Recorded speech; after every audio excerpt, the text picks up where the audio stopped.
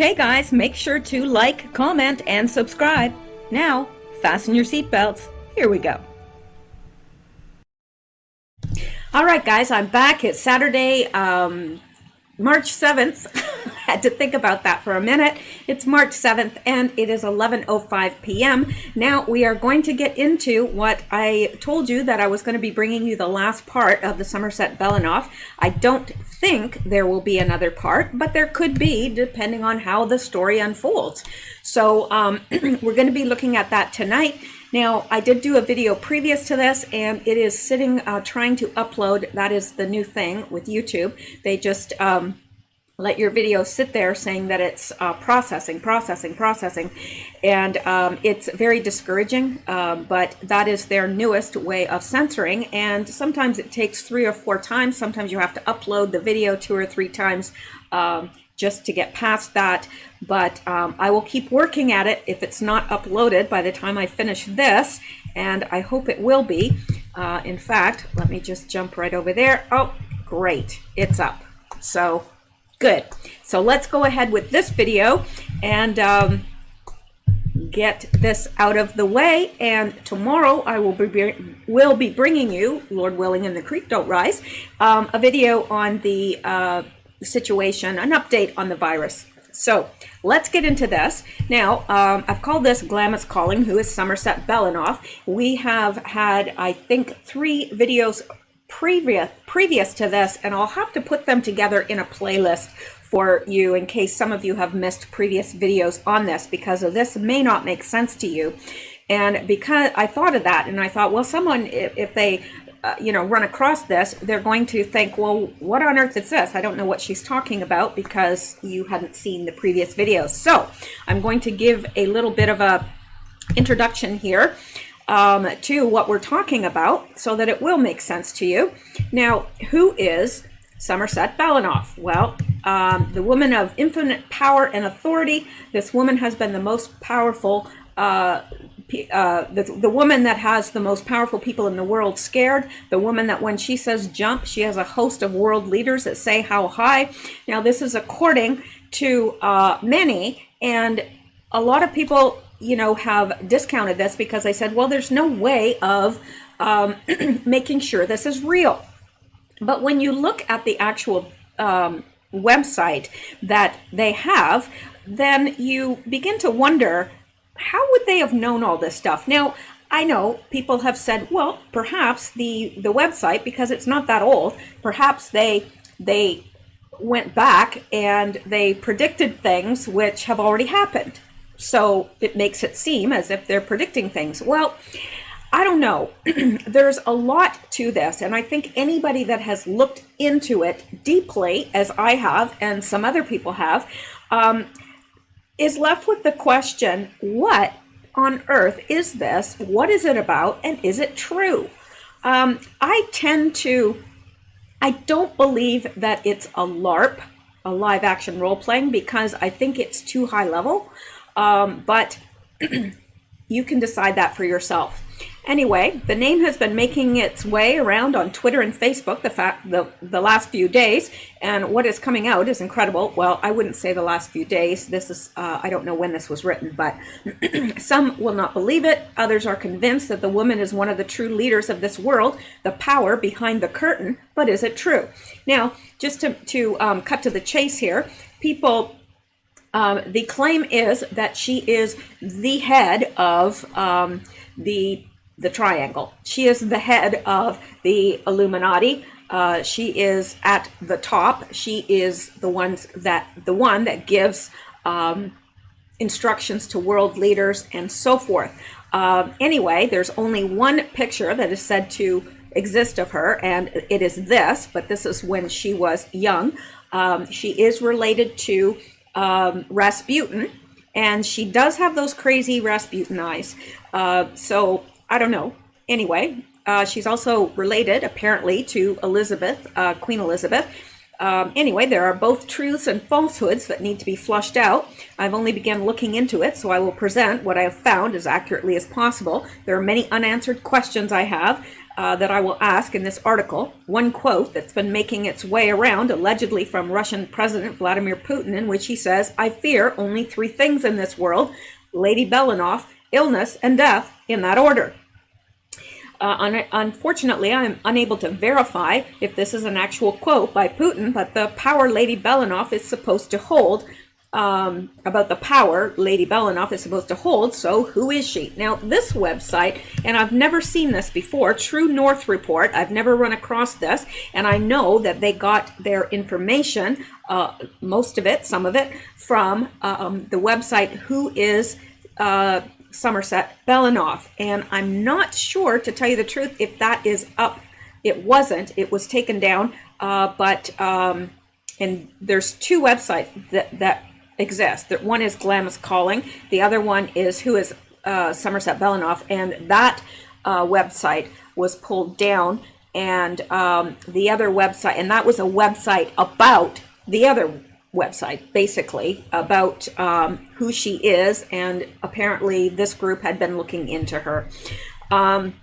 We will be exploring her history, her alleged connections and influences, her involvement in the occult, and whether or not this is nothing more than a hoax perpetrated by a well-known debunker of conspiracy theories. This is a lot to cover. Now, we're not so much looking into her background here because we've done that in other videos. I just wanted to give a quick and dirty overview of who she is and what the claims are. And we're going to get into some of the for 2019 and 2020, we're going to cover in this video the little excerpts that she leaves on her website, which are very prophetic. So now let's, now it says they claim allegiance with the Freemasons, the Illuminati, the Knights of Malta, Skull and Bones, Knights Templar, and the Rotary Club. During my search of the content available, I found no reference to Somerset Belenoff. After the site was shut down, a cryptic message appeared, and the website was bohemiangrove.org, and it was supposedly owned and operated by Somerset Belenoff.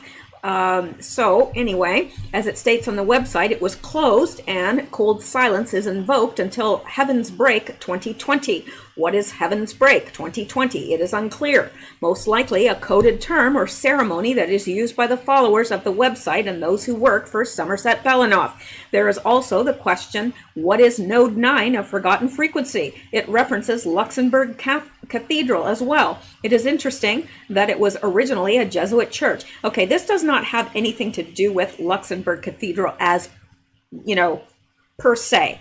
I don't believe that anyway. Without going too deep into the Jesuits, they have been tied to the occult, and many of the so-called Christian leaders in the world were Jesuits. The current Pope, Pope Francis, is a Jesuit. Canadian former Prime Minister Pierre Elliott Trudeau was a Jesuit, and his son, current PM Justin Trudeau, was raised and educated by Jesuits. The Jesuits are closely connected to the Knights Templar. If you haven't done so already, it's worth going down the Jesuit rabbit hole. And let me tell you, if you're going to go down that rabbit hole, you better bring hip waders, really. All right, now Somerset Belenoff is not referring to the real Luxembourg Cathedral. Okay, so he touches on that. The same message comes up on her other website, Glamis Calling, where the message appears saying that if you're having problems understanding their coded language, reach out to Luxembourg Castle on Node 9 of the Forgotten Frequency. Luxembourg Castle is a user. Forgotten Frequency is part of the website. I think the use of the name Luxembourg Cathedral is symbolic, though. Again, go down the Jesuit rabbit hole.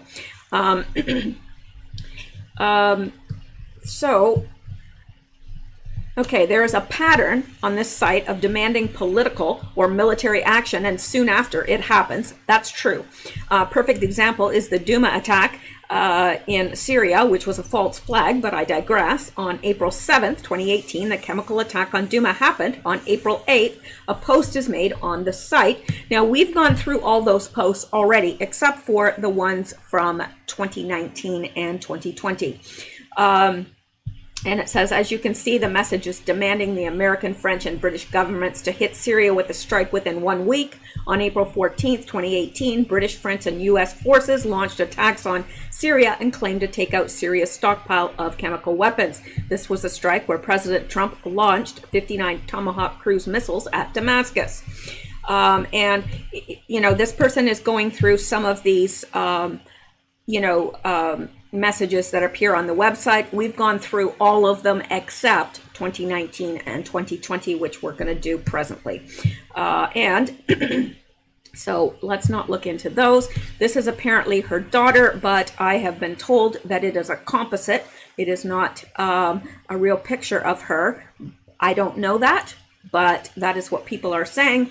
The website is said to be owned and operated by Somerset Belenoff's daughter, Karina Belenoff. She does have a Twitter account, and it was a pretty interesting account before everybody discovered it. There is even a Twitter account dedicated to both Karina and the restaurant. The restaurant is the Hollydale that serves a certain type of meat, which we won't get into here because I think you know exactly what I'm talking about. So let's come down here. I don't know if they have anything. There's nothing here really that we haven't seen before. So I think we should just dive right into the site itself. And we're going to start with January of 2019. And we get this post, which is the first post in January. It was posted on January 3rd, 2019. And it says, Vice Admiral Francetti, Commander, U.S. 6th Fleet, as discussed earlier, the Whetten Security Council, and that is the Security Council of which she is the head, would like you to move the USS Donald Cook from its current position to the Black Sea. Rendezvous with Turkish naval counterparts and proceed to the port of Odessa. Vice Admiral Alexander Malseev, Commander, Russian Navy, Black Sea Fleet, you may monitor but are instructed not to interfere with the U.S. ship. No flybys this time, Alec. Now, let's look at this, and here is a map here for your convenience and mine. And this is where she is talking about this fleet currently, the USS Donald Cook is was in, I believe, the around this area, was asked to go to the Black Sea and to the port of Odessa, which is here. So this is the Black Sea, this is Russia, this is Ukraine, and of course Odessa is in Ukraine, and here is Turkey. And I believe the fleet was somewhere around here, was asked, this is the U.S. 6th Fleet, was asked to proceed to the Black Sea and onto the port of Crimea, or to the port of Odessa, where they were to rendezvous with Turkish naval counterparts. And this is Turkey, so it would be a great place to rendezvous. All right, well, we're not finished with this yet because we're going to take it apart. Now, who is Admiral Francetti? Who is that? And is it a real person? Sure is. Just like in all the other posts on this website, it is a real person. And when we go to Wikipedia, we find out that Lisa Marie Francetti is a Vice Admiral of the U.S. States Navy. She is, since 1st of March 2018, Commander, U.S. 6th Fleet, which is who we're talking about here, Naval Striking and Support Forces, NATO. Deputy Commander, U.S. Naval Forces, Europe. Deputy Commander, U.S. Naval Forces, Africa. And Joint Force Maritime Component Commander. Now, that is one very, very powerful lady. Very powerful. Now, so she is the Vice Admiral of the United States Navy 6th Fleet. And let's go back here. And of course, this says Vice Admiral Francetti, Commander of U.S. 6th Fleet. And it says, as discussed earlier, the Weapons Security Council would like you to move the USS Donald Cook. Well, first of all, let's look at what the United States Sixth Fleet is. Well, the Sixth Fleet is a numbered fleet of the United States Navy operating as part of the United States Naval Forces Europe. The Sixth Fleet is headquartered at Naval Support Activity, Naples, Italy. The official stated mission of the Sixth Fleet in 2011 is that it conducts the full range of maritime operations and theater security cooperation missions in concert with coalition, joint interagency, and other parties in order to advance security and stability in Europe and Africa. The current commander of the Sixth Fleet is Vice Admiral Lisa M. Franchetti, and this is their seal. Okay. Let's go back now. There's more. And, okay, so it says, note the date of the next article. And here we go. This is on January 7th, 2019 is the date of this article. And, oh, what do we have here? The U.S. Navy is back in the Black Sea, sending a message to Moscow. Oh, well, look at that. This is January 7, 2019, and the U.S. fleet is back in the Black Sea. And if we go back here, this was dated on January 3rd, and Somerset Belenoff is asking that the Vice Admiral Franchetti take the USS Donald Cook from its current position to the Black Sea, rendezvous with Turkish naval counterparts, and proceed to Odessa. Let's go back. Here. All right. We're not going to read all this, but I wanted to establish that whoever wrote this knew what they were talking about. The U.S. Navy's dock landing ship Thorpe McHenry pulled into the Romanian port of Constanta on Monday for what officials term a routine port visit. Now, I'm wondering if they're going to mention the USS Donald Cook. And I don't know if they do. All right, let's go to the next article because this is not the right ship, but it shows the fleet is in the Black Sea. And let's look at this. www.stripes.com. And look at this. This is interesting. Navy says it never got a Trump order to stop patrols in the Black Sea. Interesting. This is the USS Donald Cook, sails alongside Georgian Coast Guard ships in the Black Sea, January 25th, 2019. Very applicable. Stuttgart, Germany. The Navy said it never received an order to halt warship maneuvers in the Black Sea earlier this year, despite testimony in a congressional impeachment hearing that President Donald Trump asked for the cancellation after he heard about it on television. U.S. Sixth Fleet conducted our naval operations in the Black Sea region as scheduled in January and February 2019. Commander Kyle Rains, a spokesman for Naval Forces Europe, Africa, said Wednesday. The question about a disruption in the Navy's mission emerged during Congress' impeachment inquiry into whether Trump withheld military support for Ukraine pressure Kiev into launching an investigation into political rival Joe Biden and his son Hunter. So, it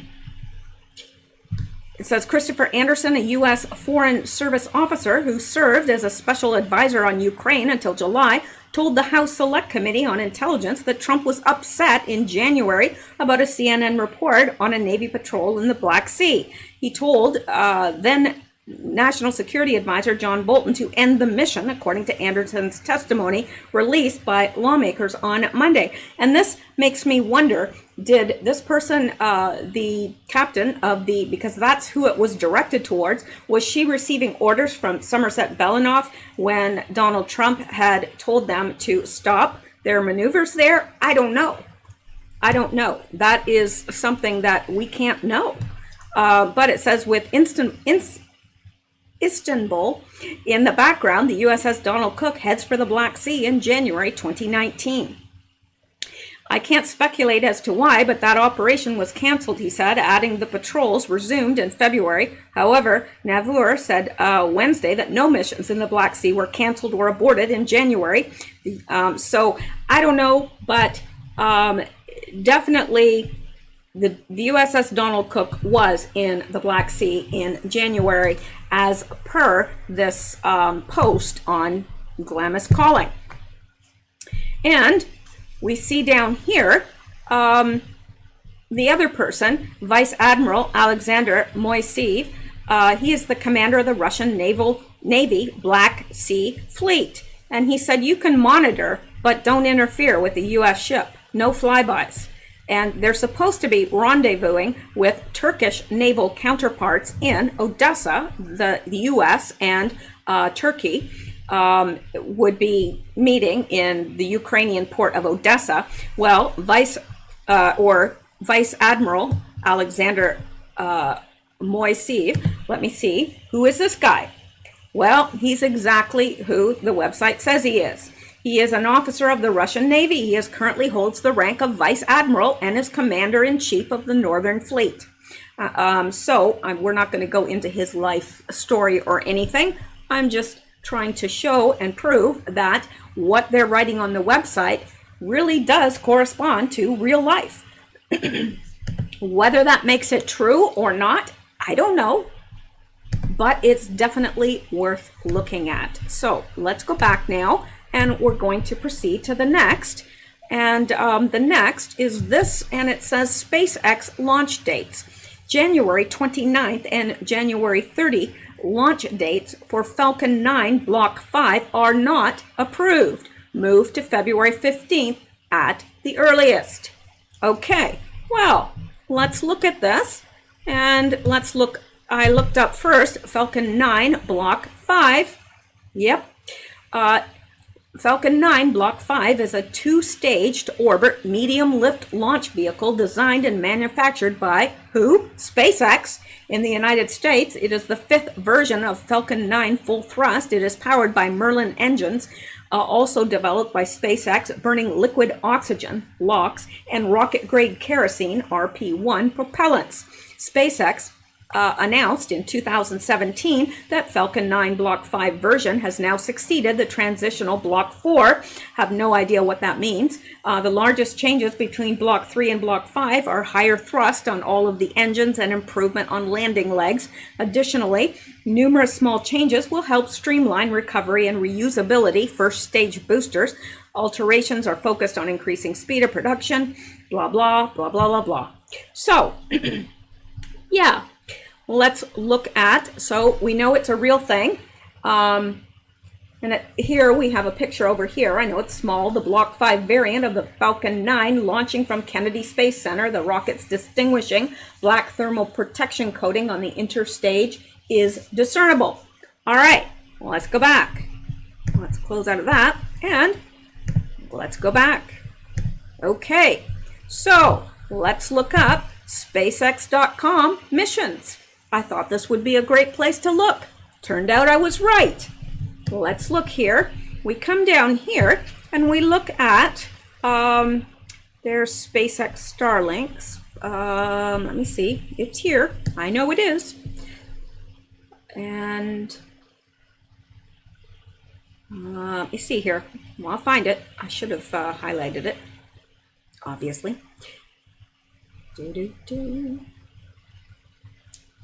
Six.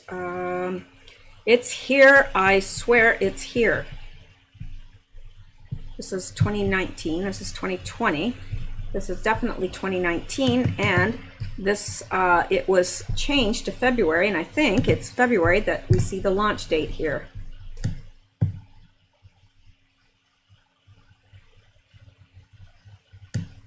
You know, it was here. I swear to you, it was here. Let's do this. Falcon. Oh, okay. Over here. It's the vehicle. All right. I don't know what I was doing. So let's find, this is Dragon and Falcon 9, Dragon and Falcon 9. Let's go back here, what this says. It says SpaceX launch dates, February 15th. It was scheduled for January 29 and January 30th. And I knew this would happen. So it was, here's one 119 and 12.5. I swear, I knew it was here. I'm telling you, I saw it. I'm dead serious. I saw it here. 3.2. Here's 221. Falcon 9. Cape Canaveral. So there was something launched on 2/21/2019, and what did the instructions say? It said let's move it to February 15th at the earliest. So I think this is when it actually went, and it is Falcon 9. So that's what I would assume. Anyway, all right, and it would be this one right here. Okay, so again, we've proven that this is a real thing. That's, you know, Falcon 9 is absolutely what Falcon 9 Block 5. And it was supposed to be launched January 29th and 30th, but it wasn't approved and moved to February 15th at the earliest, and it actually deployed on the 21st of February. And here is the last one for February 2019, VDAFB launch dates. Now, this is interesting because I cannot figure out. Now, AFB, I would assume, is Air Force Base, but VD, I have looked in several countries. I don't know what VD stands for. VD, Air Force Base, unless it doesn't stand for that at all, but I would assume that it would be because it's talking about launch dates. So it says 2019 launch dates on your site must be amended with "to be determined" next to each date. Launches will be approved throughout 2019, and as final dates are approved, you may remove the "to be determined" await word from Glamis on Gemini frequency. Now these people are communicating. They have their own ways and means of communication on certain frequencies that they are able to contact one another on. Now, since I don't know what VDAFB is, I cannot look this up, but I think it's pretty self-explanatory if you ask me. And now we're going to move to February.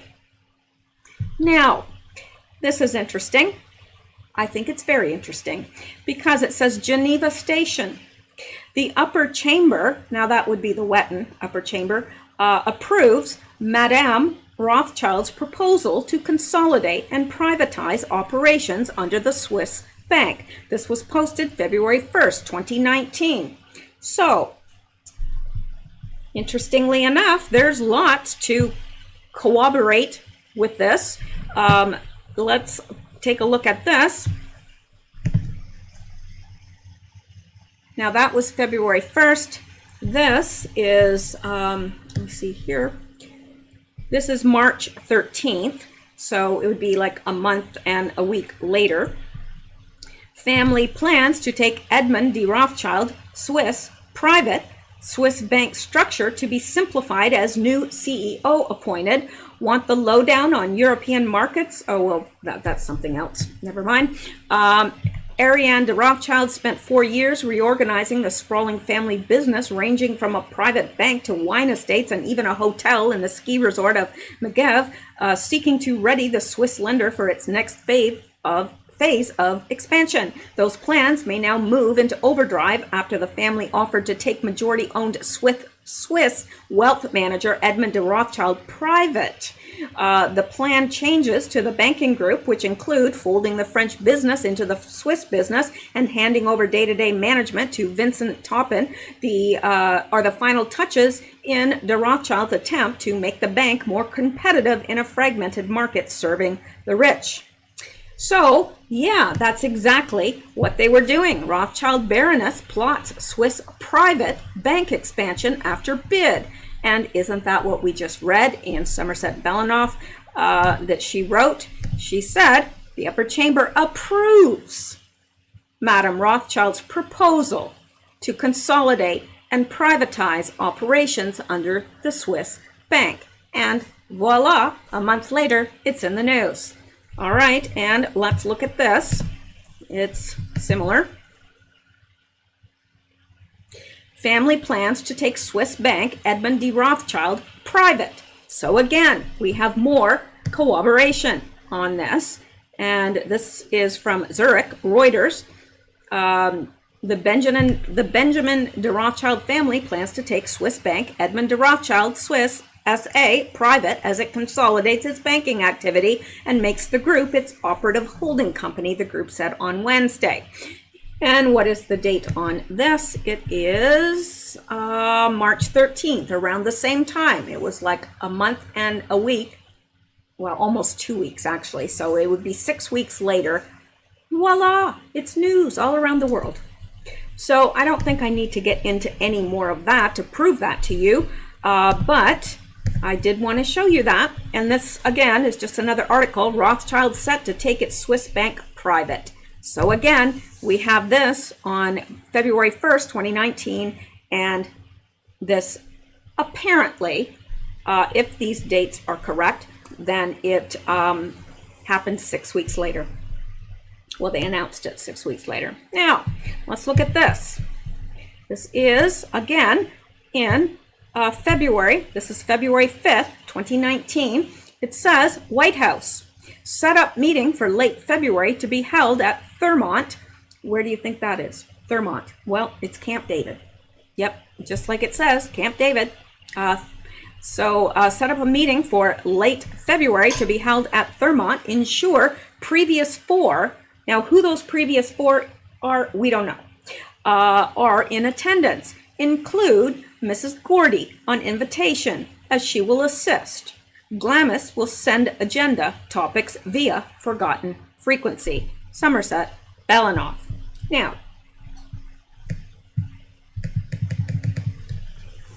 excuse me. All right, let's go here.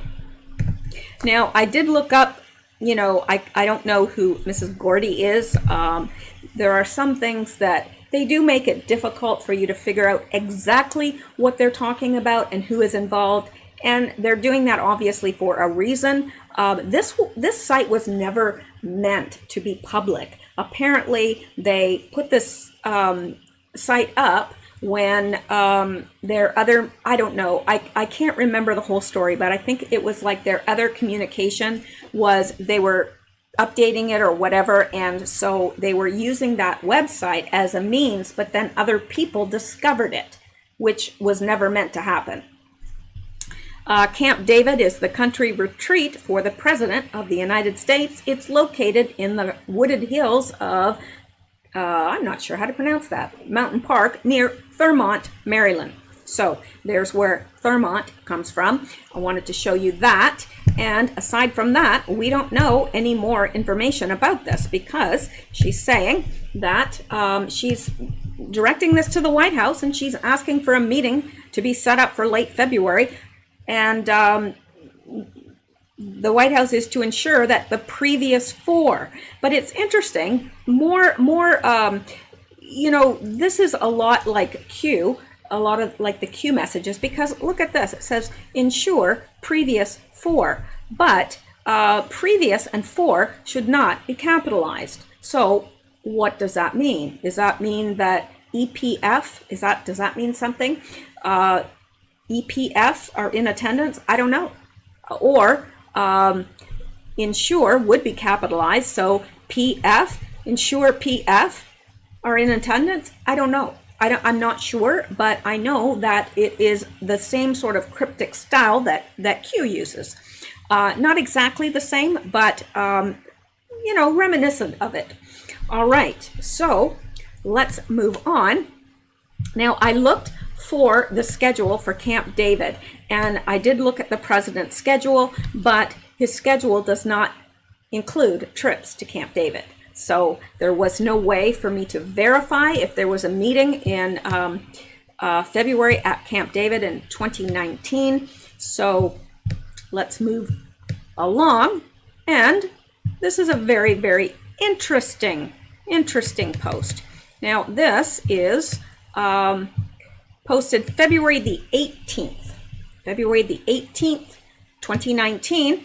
And this is what we have here. It says Supreme Court of the United States, Timms versus Indiana. It is the opinion of the upper chamber that federal protections afforded under your 5th, 8th, and 14th Amendments are applicable in the context of whether a state may seize assets and levy excessive fines outside of the due process requirements. Expressed more strongly, we believe that using a civil process to seize assets of people not convicted of a crime is in fact a gross violation of the due process clauses contained within the 5th and 14th Amendments, and that the excessive fines clause contained within the 8th Amendment is an incorporated protection inextricably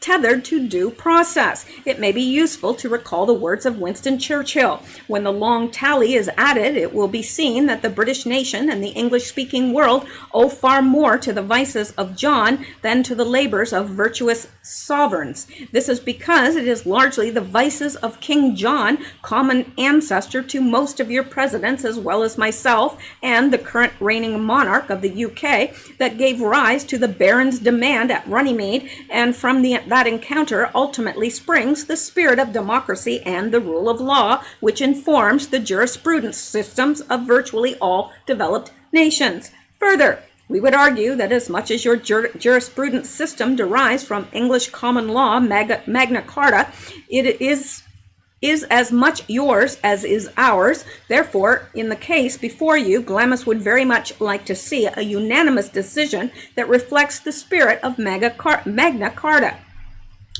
And all that being said, neither Glamis nor Wetton will make demands in this matter. You are the law lords of a great nation, and we respect your sovereignty in such matters. Therefore, please consider this missive as an unofficial amicus brief on behalf of the petitioners. Ever sincerely yours, Somerset Belenoff, Isle of Arran, Scotland. Now, what on earth is she talking about? Well, let's take a look. Okay, the meeting at Runnymede, that is what she alluded to. Not alluded, she directly referenced. King John of England inherited his crown from his brother Richard I. Unlike his brother, John was not popular. He quarreled with the Pope, collected high taxes, and angered English nobility. The barons resented the high taxes he imposed and his demands on them to furnish soldiers for wars in France. Eventually, the barons broke their allegiance to King John. They also formed an army to challenge him. The king was in a position of weakness. Most of King John's fighting men were scattered throughout his kingdom. The rebels held London, the capital of England, and appeared at full military strength.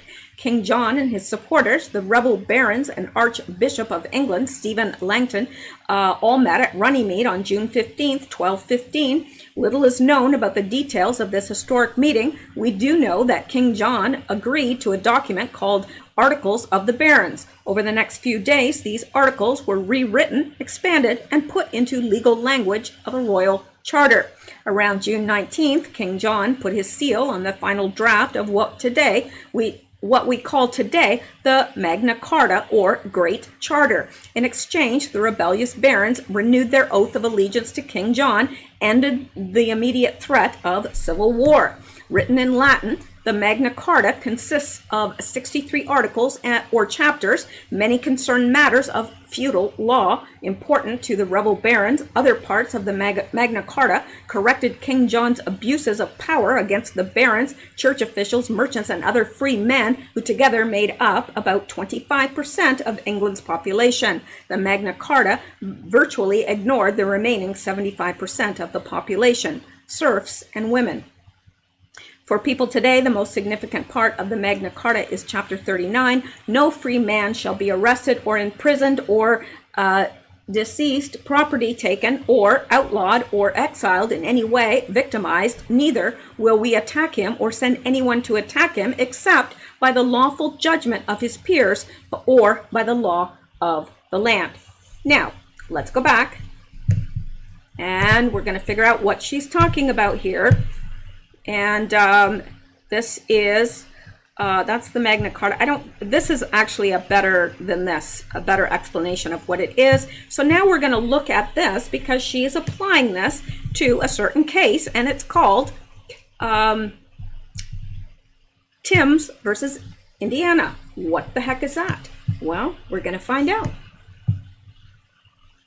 Don't you hate that when cats just stare off into the distance and they're not looking at anything, but they have this look on their face like they're horrified, and then you wonder, what are they looking at? Anyway, I digress. Let's go. Now,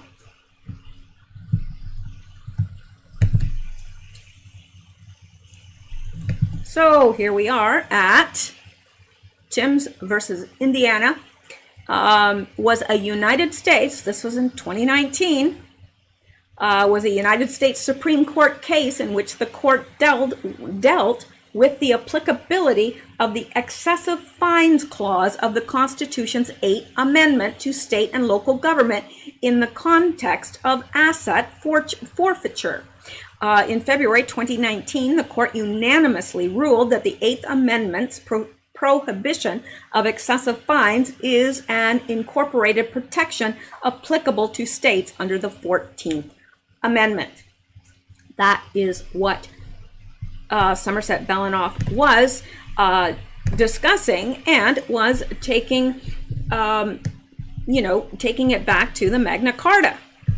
So, was this a real post? Absolutely. It was very applicable to what was happening at that time.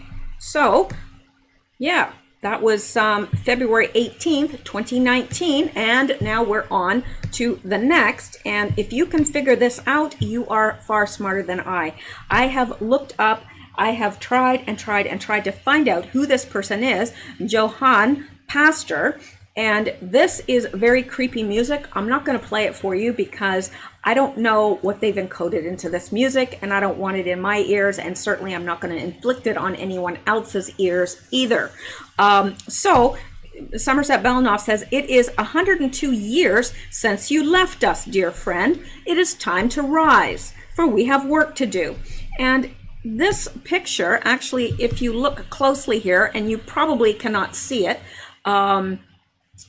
with your phones, I can barely see it. It says Johann Pastor, and 1917 is the only year I can make out, and he lies with his wife,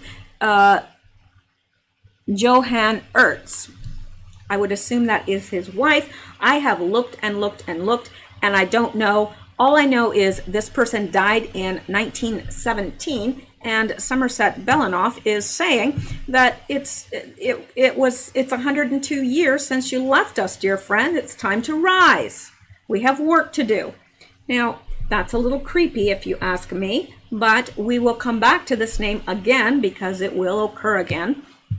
So we're going to leave that for now because that's all I could find. I have no other information on who this person is, and I've looked, let me tell you, extensively. So if you're able to find it, you're better than I am. So let's go on now. We are in March, and we've got this very, very interesting post. Very interesting indeed. Manhattan Station. Mr. Callie's important date is approaching. We will need to implement Operation Romeo Hammer. This needs to be brutal and public. Wow, what on earth is that about? Who is Mr. Callie? And what important date is approaching? What is Operation Romeo Hammer? And what needs to be brutal and public? Well, we're going to find out. Francesco Frankie Boy Callie was a leader in the Gambino crime family. And I'll show you.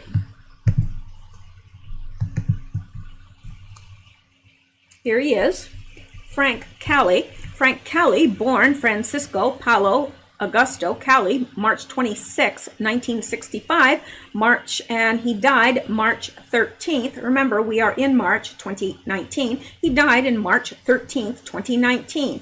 He was also known as Frankie Boy. He was an American crime boss of the Gambino crime family. Law enforcement considered Cali to have been the Gambino's ambassador to Sicilian mobsters and had linked him to the Inzerillo mafia family from Palmero. According to Assistant U.S. Attorney Joseph Lipton, he was seen as a man of influence and power by organized crime members in Italy. Cali was shot and killed outside his home in Staten Island on March 13, 2019. At the time of his death, a number of media organizations described him as the reputed acting boss of the Gambino crime family. That's who he is. Now, let's go back because there's more. And let's look at this. He wasn't seeking to kill a mob boss. He was trying to help Trump, his lawyer says. Interesting. In new court documents, the lawyer for Anthony Camello says he became obsessed by far-right QAnon conspiracy theories. Remember this? Yeah. As his pickup truck roared toward the Todd Hill section of Staten Island, Anthony Camello had no intention of killing a mob boss. He wanted only to arrest him, his lawyer said in the new court documents. The details of what happened next are well known. Mr. Camello, 24, arrived at the home of Francesco Frankie Boy Cali, a leader in the Gambino crime family, and lured him outside. The men spoke briefly. Then prosecutors say Mr. Camello pulled a gun from his car and shot Mr. Cali, leaving him to die in the streets. Remember, it needs to be brutal and public. Shooting somebody in the street is pretty brutal and it's pretty public. So, Mr. Camello, an aimless young man who lived with his parents on Staten Island, was arrested 3 days later and charged with murder. Wonder if he did it or if he was just framed for it. But court documents filed on Friday offered a glimpse into the deeply troubled mind of Mr. Camello, who his defense lawyer says was so deluded by internet's conspiracy theories that he was determined to conduct a citizen's arrest of Mr. Cali and turn the mafia leader over to the military. He ardently believed that Francesco Cali, a boss in the Gambino crime family, was a prominent member of the deep state and, accordingly, an appropriate target for a citizen's arrest, wrote Mr. Camello's lawyer, Robert C. Gottlieb. At times, the circumstances of Mr. Cali's demise have seemed so outlandish they appeared specifically designed for these viral times. Now, isn't that an interesting thing to say? At times, the circumstances of Mr. Cali's demise have seemed so outlandish that they appeared specifically designed for these viral times. But a clearer picture is emerging of how the tale's incongruous pieces, a mob boss, a drifter from Staten Island, and a far-right conspiracy theory may fit together. Mr. Cali's murder was the highest profile mob killing in decades, an event so significant that in the days between Mr. Cali's death and Mr. Camello's arrest, speculation surged that a new war was brewing among New York's 5 mafia families. So, yeah, and I'm not going to read through the rest of that because we've got a lot to get through, but isn't that interesting? Because if we go back, we see Mr. Cali's important date is approaching. What important date is that? Well, his death, naturally. We will need to implement Operation Romeo Hammer. What's that? Well, that was the operation to kill Mr. Cali. Makes sense. This needs to be brutal and public.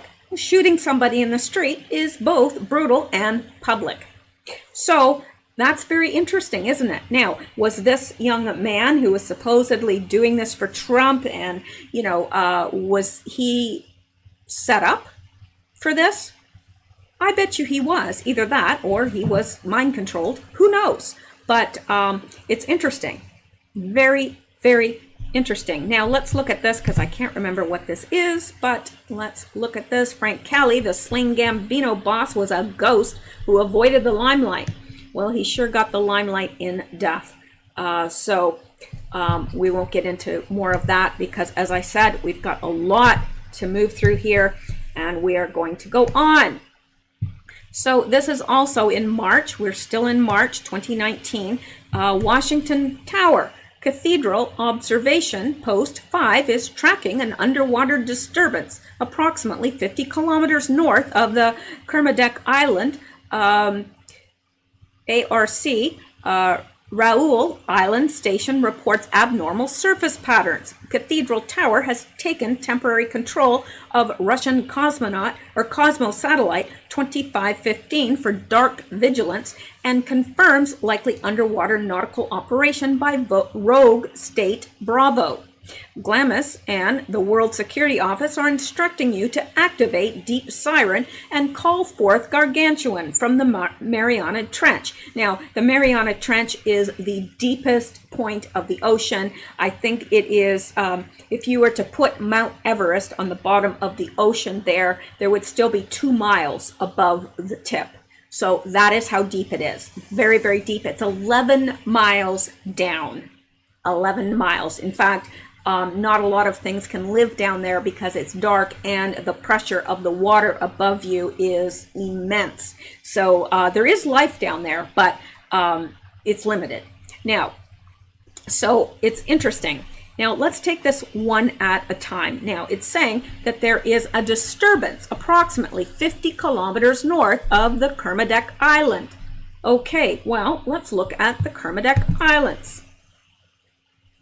And the Kermadec Islands are a subtropical island arc in the South Pacific Ocean, 800 to 1,000 kilometers northeast of New Zealand's North Island and a similar distance southwest of Tonga. The islands are part of New Zealand, 33.6 kilometers in total area and uninhabited except for the permanently manned Raoul Island Station, the northernmost outpost of New Zealand. The islands are listed with the New Zealand outlying islands. The islands are an immediate part of New Zealand, but not part of any region or district, but instead an area outside territorial authority. So it's little islands, and the only one that is inhabited is Raoul Island, and they do have a station there. It has a Raoul Island Station. Now, let's go back here and start making sense of this post. Okay, so Cathedral Observation, Post 5, is tracking an underwater disturbance 50 kilometers northwest of the Kermadec Island arc, Raoul Island Station. Now, this is Raoul Island Station reports abnormal surface patterns. Now, when you see abnormal surface patterns, you wonder, is this a submarine? Or, is this somebody doing patrolling or whatever?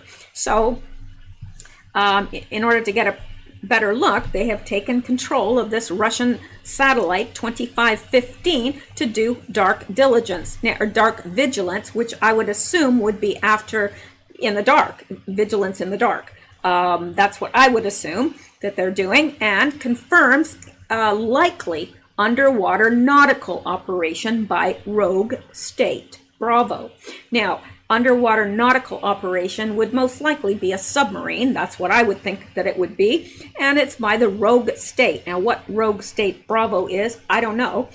But they have observed this. They have they have the Raoul Island Station reporting on it.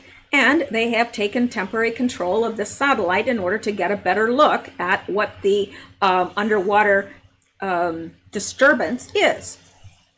Glamis and the World Security Office are instructing you to activate Deep Siren.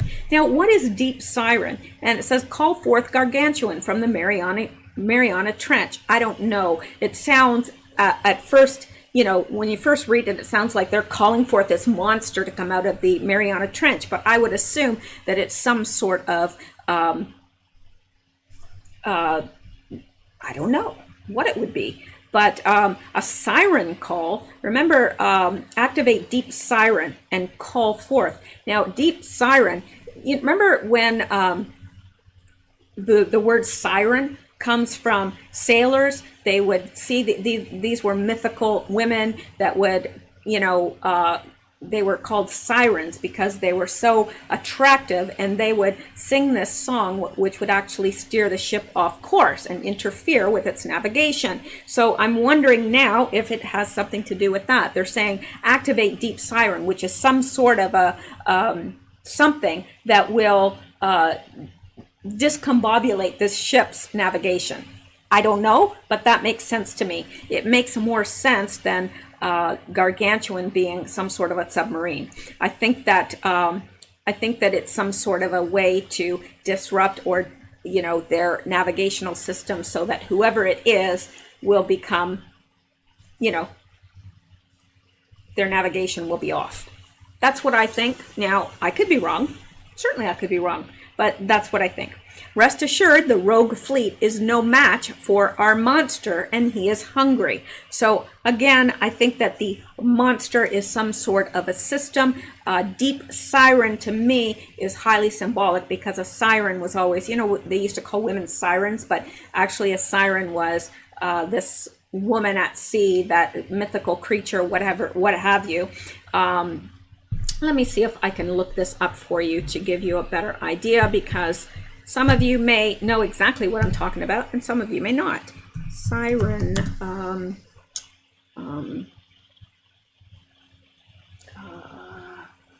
what do you call that? Siren definition.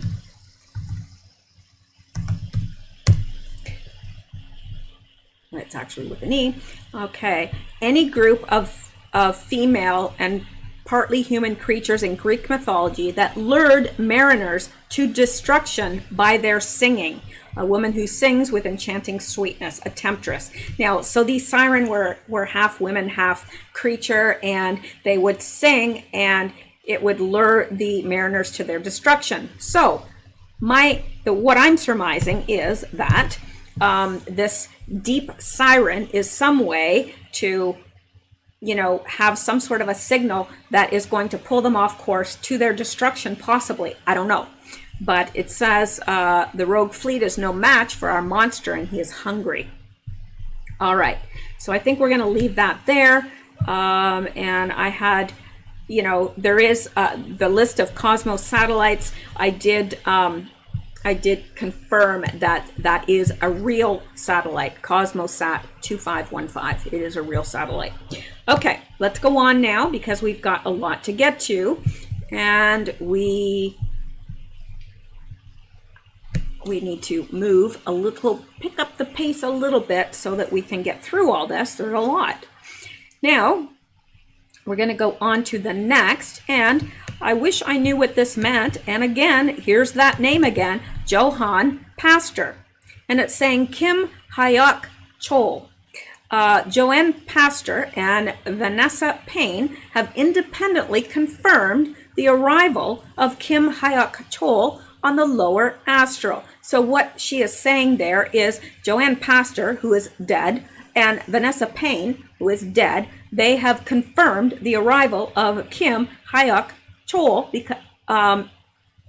who has been recently killed, and he's arrived on the lower astral. There's a lot of really bizarre stuff in here. I'm just bringing you what's there. The ambassador appears to have been executed at Miram Airport several days ago, and reached out to our contacts on the other side of the veil. News organizations will not report immediately. Now, this was posted on March 30th, 2019. Interesting.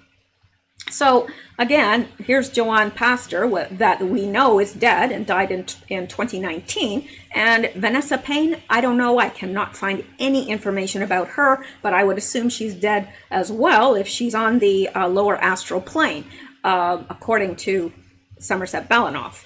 And interesting picture of a woman with the head of an owl and carrying a sword, riding a wolf. Interesting. But let's see what we can find out. Kim Hyok Chol, let's go look, because it's a real person who really died. Now, North Korea executes envoy to failed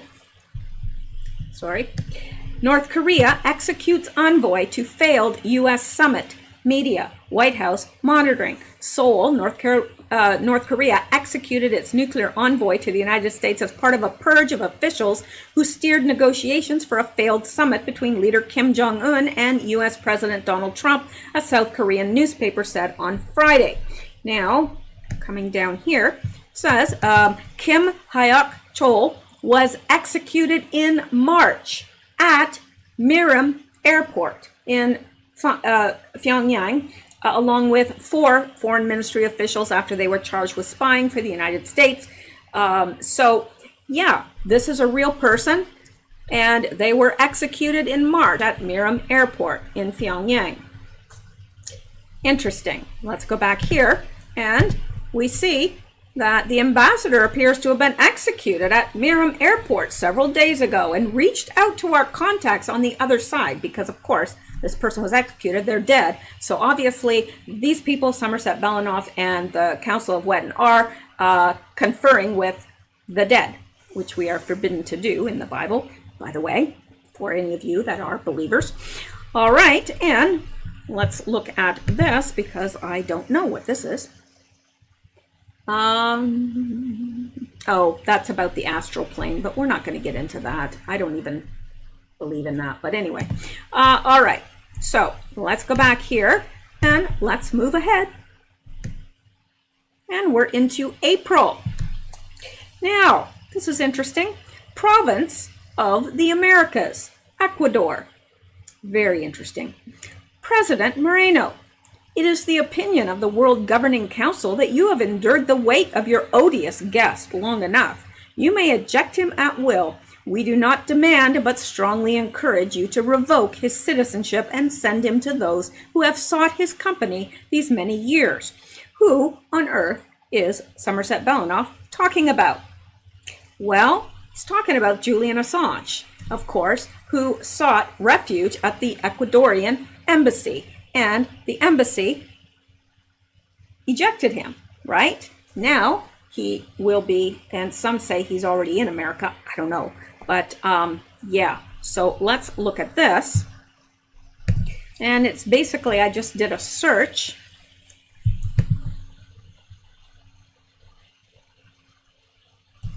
Well, I thought I did. Oh well. Screwed that up. It wouldn't be a video if I didn't screw something up. But anyway, I think we're very well aware of that. President Moreno, of course, withdrew his citizenship and ejected him from the embassy. Now we know why. He was strongly encouraged to revoke his citizenship and send him to those who have sought his company these many years. So that is very interesting. And I think we're all, you know, familiar enough with that story that I don't have to lay it out. Now, let's look at this. It says, this is April 9th, 2019, and it says, NASA, Nepal, you have the green light to launch Nepali Satellite 1 after April 15th. Well, what is Nepali Satellite 1? Well, let's look. Is it real? Of course it is.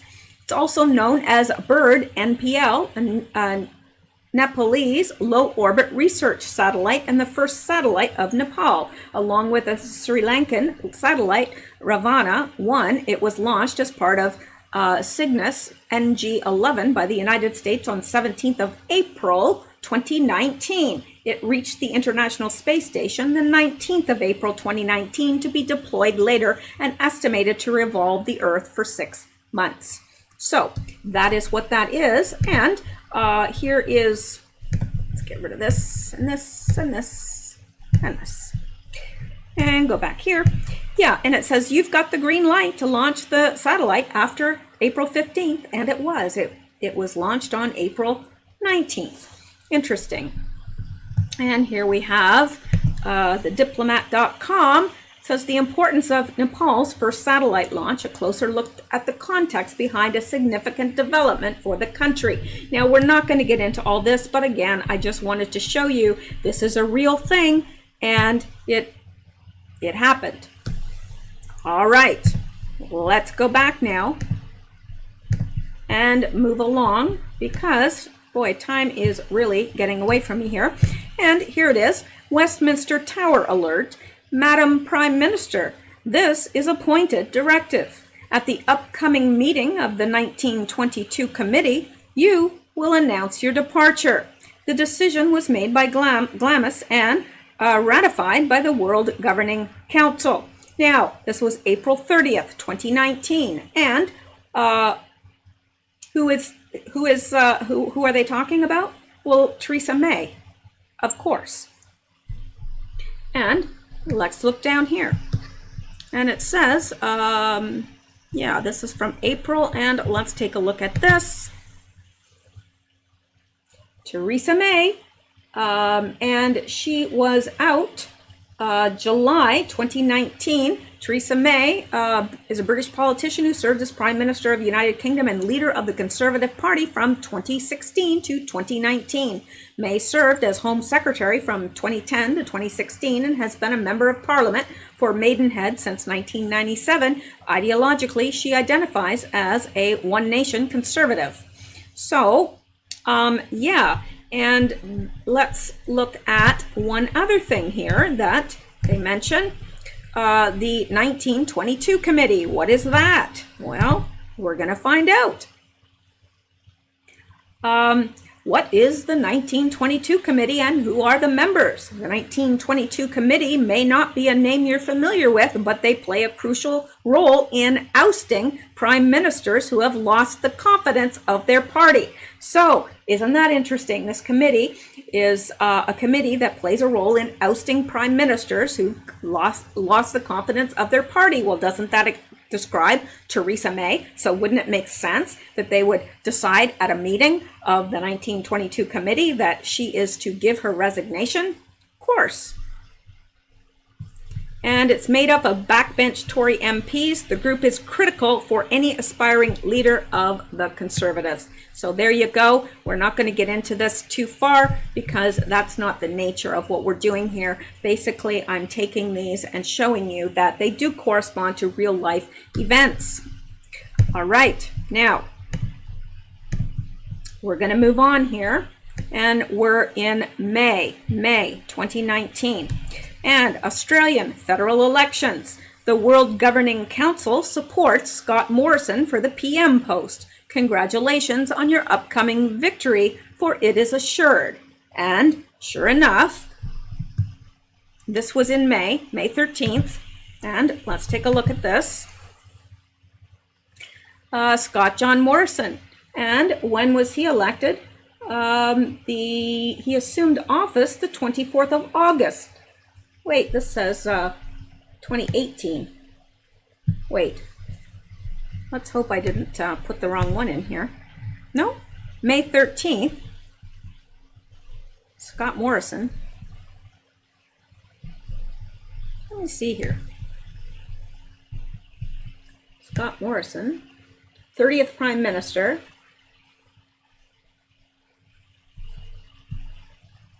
Oh, okay. Minister, okay, assumed office 26th of May 2019 for Minister for the Public Service, incumbent. All right, so yeah. So there you go. He is the Prime Minister of Australia. And again, it was Somerset Belenoff that said, yeah, we support him and we congratulate him on his upcoming victory. It's assured. And sure enough, he was elected. All right. And this is interesting. I wish I knew what it meant, but it says Luxembourg Cathedral, the shadow lion is watching over. Upgrades will begin shortly. All frequencies will shift. So I think whatever they're communicating on, whether it's a satellite, whether it's, I don't know how they're communicating, but what she's saying is they're doing upgrades and all the frequencies will shift. So she is letting the people know that that receive their, I guess, their marching orders from this website. She's letting them know that the frequency will change. This was posted on May 14th, 2019, and now we are in June. Washington Tower, maritime alert. Be advised, RAF Flying Dales is tracking a seagoing vessel bound for the port of Philadelphia. The ship, this is very interesting. The ship is the MSC Guyane, IMO number 9770763, MMSI 636018276, sailing under a Liberian flag. Flying Dales is monitoring via S-AIS and Intellisat, which is an intelligence satellite 6, and Cathedral has engaged dark vigilance protocols. Initial Vibe satellite intelligence suggests the vessel is likely transporting a historically significant quantity of narcotics. Since clearing Bahamian waters, the Guyane has veered from the expected course several times, deviating from traditional shipping lanes. We believe these maneuvers are attempted to avoid oceanic observation outposts and floating sensors. Estimated time of arrival at Port of Philadelphia is June 18th. The status of the communication is informational alert, and you are not required to take action. Advise Luxembourg Cathedral of your intentions via Lost Lullaby frequency within 12 hours. Should you elect not to take action against the vessel, Cathedral will assume point and will intercept the Guyane on the open sea. All right, what on earth is she talking about? This was June 15th. Well, let's take a look, shall we?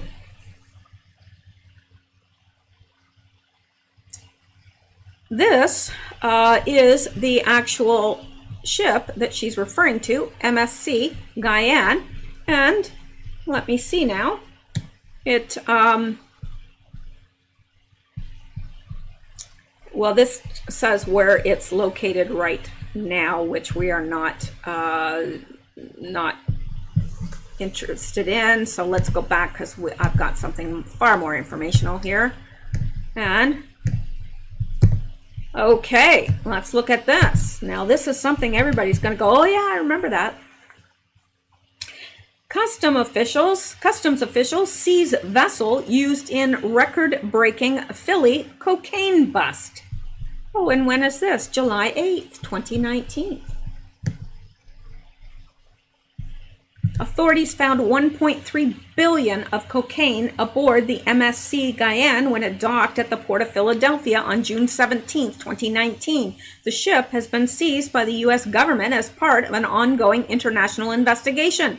6 crew members from the ship face drug smuggling charges. U.S. Customs officials at the Port of Philadelphia have taken the uncommon measure of seizing the cargo ship that was found last month carrying nearly 20 tons of cocaine. Authorities said Monday an inspection of the MSC Guyane on June 17 resulted in the discovery of 39,525 pounds of cocaine stored in 7 shipping containers. The drugs were given an estimated street value of 1.3 billion.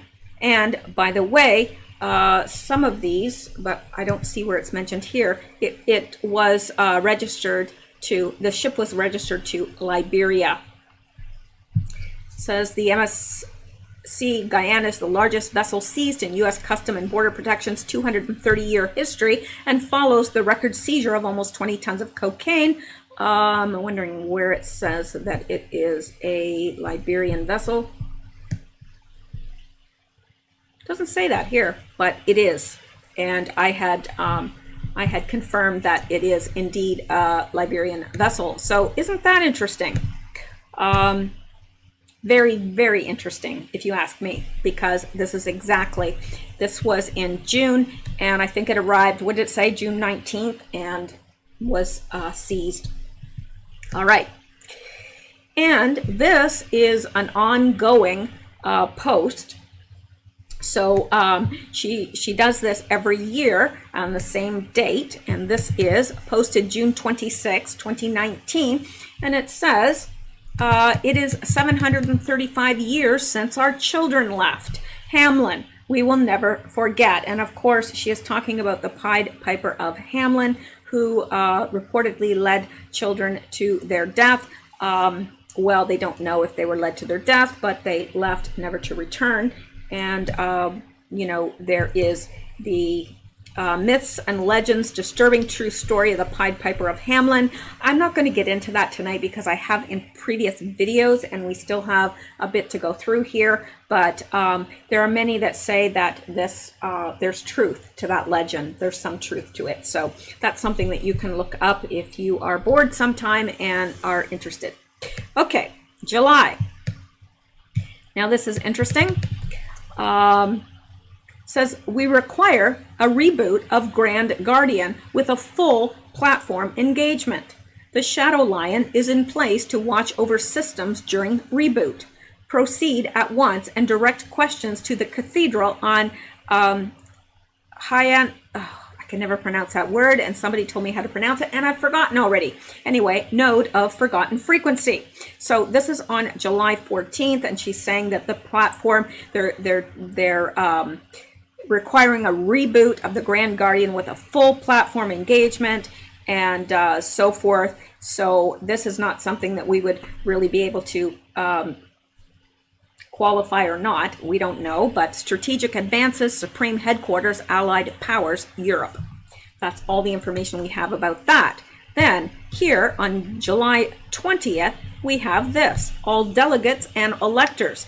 Glamis Calling is undergoing upgrades to align with VibeSat capabilities.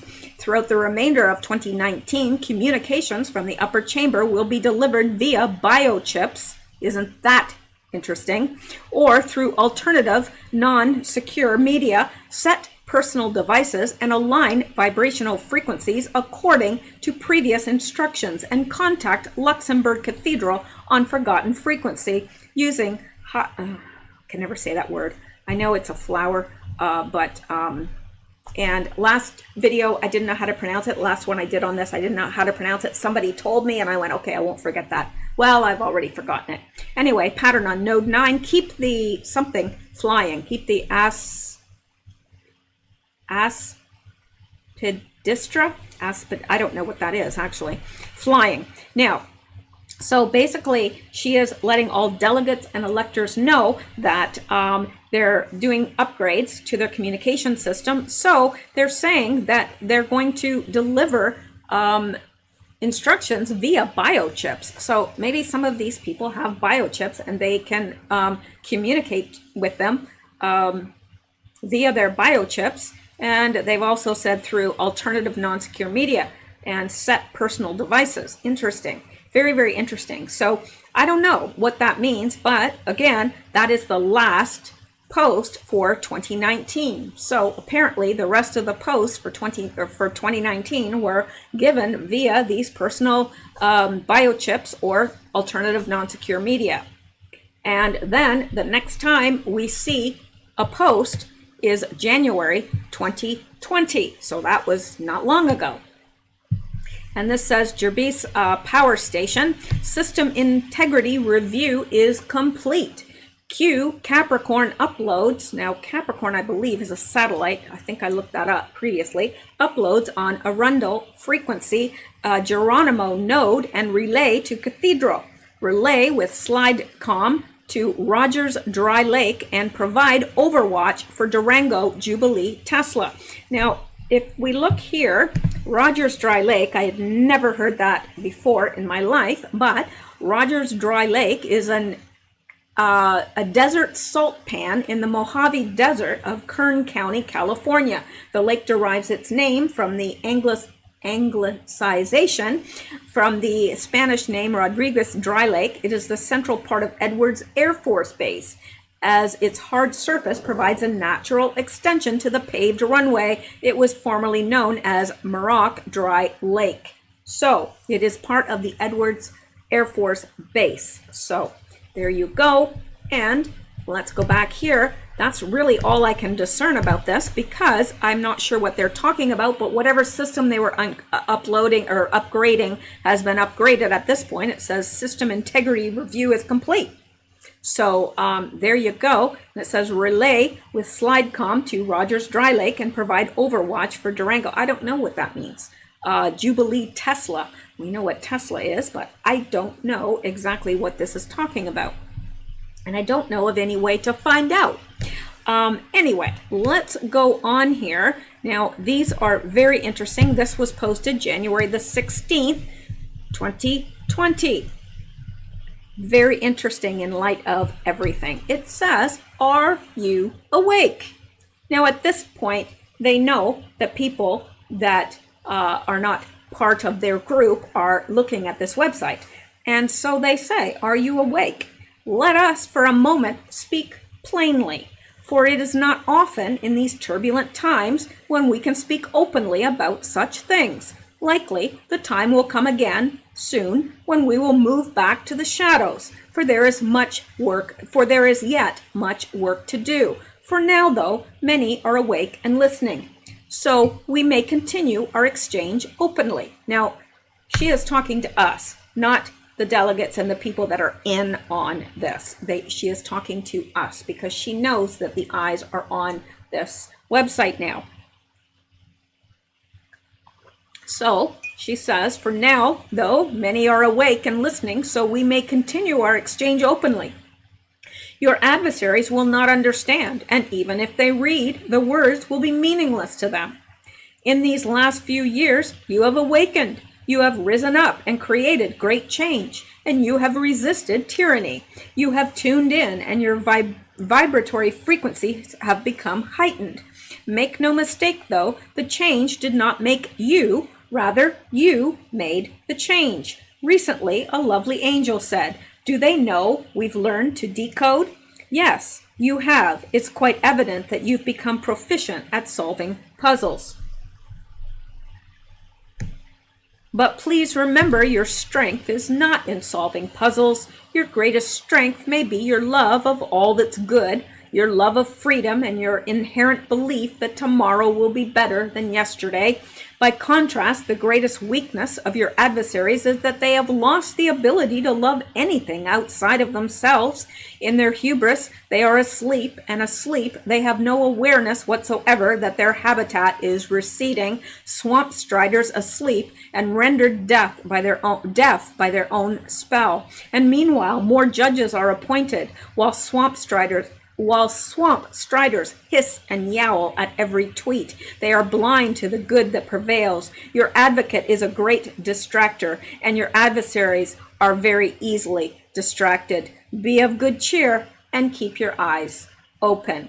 That was posted on January 16th, 2020. Then, this is the last thing that is posted, and it is a note to Misty. Whoever Misty is, it is somebody that reached out via the website that I guess came across the website. Maybe they saw some of these videos, or there's another person doing videos.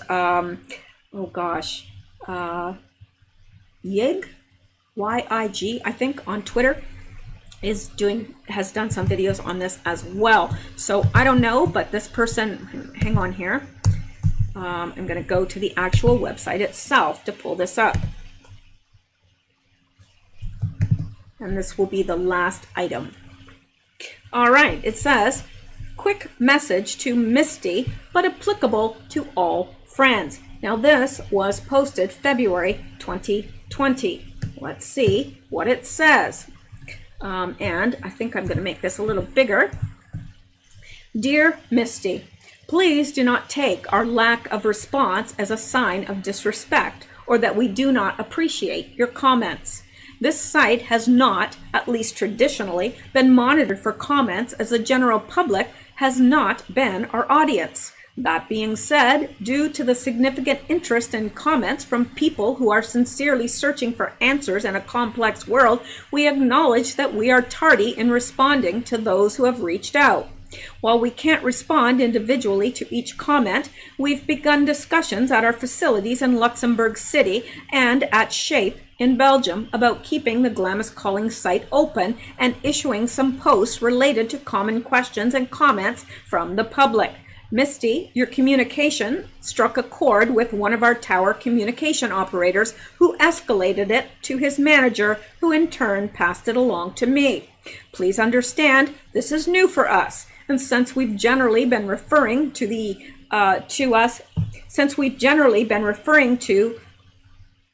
As the awakening, we recognize that we've entered uncharted territory. Based on data elements gleaned from some of our newly implemented technology, we did in fact believe that we would soon find ourselves in a position where we might actually interact with members of the general public, but this eventually happened sooner than we predicted, and through the interaction has largely been with those who are of like mind. Nevertheless, our fundamental lack of preparedness for such interactions left us in a position where we're sort of building the airplane while in flight. Managing communications in the wake of increased public awareness and the scrutiny that comes with it is a new chapter that we must undertake with care and love. We are honored and humbled that you have chosen to reach out to us. Although I myself am relatively new to the council, the work done here has been performed in obscurity for 1,000 years. Our predecessors of even 100 years ago could not have imagined anything resembling this degree of public awareness or the enlightenment that informs your approach to and interest in world governance. We, who are more accustomed to working in the dark, must tread lightly into a more public arena, but we understand we must enter that arena as part of our commitment to ethical stewardship. We apologize for the lateness of this message, and we ask your patience as we navigate these new waters. I speak on behalf of council leadership when I say, please know you are in our hearts and we are grateful for the opportunity to interact. On a related note, please also forgive any errors in this communication. Normally, all outgoing posts are vetted and proofread, but after Misty's note was sent to me for review, I and my colleagues agreed a prompt response was more important than a grammatically correct one. Ever sincerely, Teresa Lynn Gordy, Chief of Staff, Wetton. There's that name Gordy, which was also mentioned as to be included in the Camp David meeting. So that's interesting. So apparently that's probably who they were talking about, is the Chief of Staff for Wetton. So there you go. That is all I have for this. And again, I'm not really going to make any comments about whether I believe it to be true or not, because I don't know. I think it's worth looking into. That's why I did it. But beyond that, I will let you guys, discuss it in the comments. What do you think? Do you think it's a big LARP? Do you think it's true? What do you think? If I was able to delve deeper into this, I would, but it's very, very difficult to find anything. So that is it for this video. Let me know in the comments below what you think, and that will be it. I will be back tomorrow, Lord willing, and the creek don't rise, and we will cover additional items, either news or the virus. So that's it, and you guys have a wonderful evening. Thank you guys so much for your support, your prayers, your donations. It's very, very much appreciated, and I just ask that you would have a good night, stay safe, and stay blessed. Good night, guys. I'll see you in the next video.